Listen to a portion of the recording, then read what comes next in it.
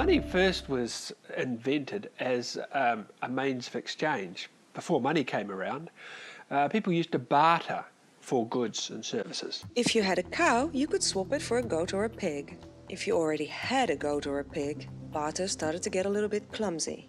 Barter became precious metal.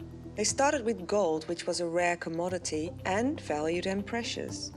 It was risky to carry gold with you because you could get robbed. So gold merchants set themselves up to hold people's gold in exchange for a piece of paper that says, "This represents 20 pieces of gold." Over time, the paper became more widely used than the gold. Not many people came to pick up their gold in exchange for the paper notes. Gold merchants decided it was more profitable to print money and put that into circulation. Over time, pieces of paper began to represent gold. It will say, "I promise to pay the bearer the amount of $10. It's basically a promissory note. Because there was only a finite amount of gold in the vault, there could only be a finite amount of paper in circulation. The gold merchant realized he could make money by simply circulating the paper.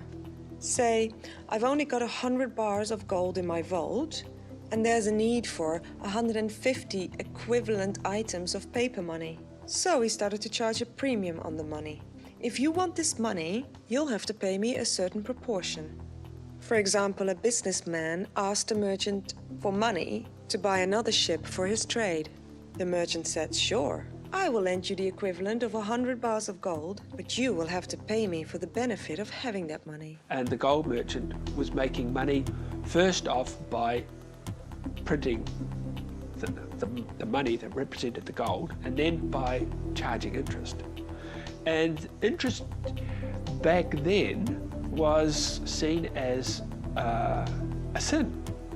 In fact, the Catholic Church outlawed the charging of interest, calling it usury, for over 1,000 years. You would be excommunicated from the church if you charged interest on the money that you lent out.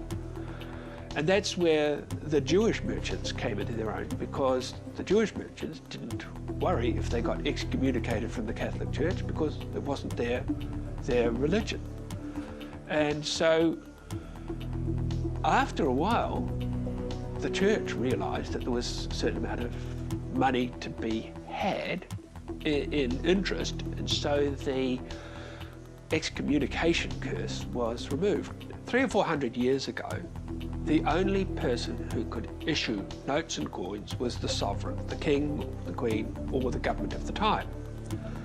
And that exists right now in New Zealand. Only the government can print our money.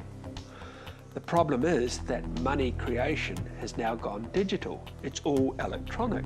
And so while banks cannot create the notes and coins in your wallet, they only form 2% of the actual money in circulation. The rest is digital money. And that money is created by the banks. The banks can create money simply by typing numbers into a spreadsheet. So the banks decide where the money gets invested.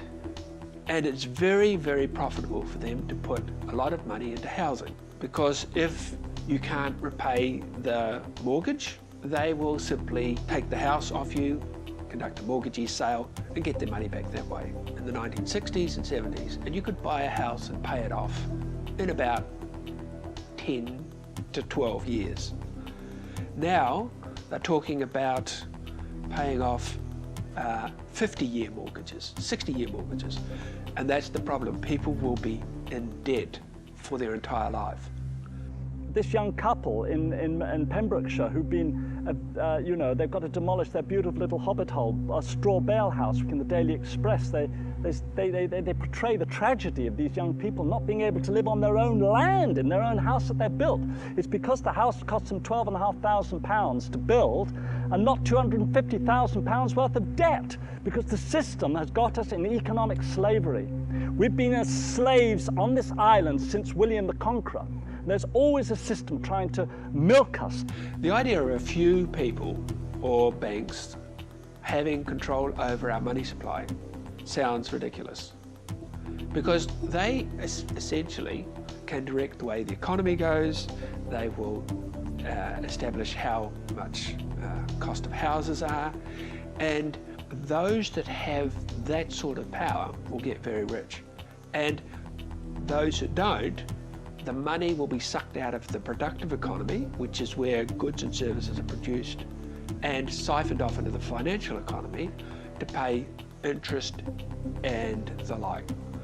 So the rich get richer and the poor get poorer. Even the middle class today is struggling with the cost of housing, rents and the like. As soon as you deposit your wages or any money, it becomes the property of the bank. You are an unsecured creditor to the bank, and the bank can do anything it wants to with your money. If the bank gets into difficulty, you have to line up behind the secured creditors, which, surprise, surprise, are mostly in the form of other banks, and you will be lucky to see your money ever again. Now, the banks can actually decide how much money gets injected into the economy, and that's where the problem comes, because money becomes scarce. And because money is scarce, there are people who don't have money, and there are people who have a lot of money. So we now have what we call property orphans coming into the market. They are children, young people who will never be able to afford to buy a house. Where does the word mortgage come from? And I say mort means death, gage means grip, okay?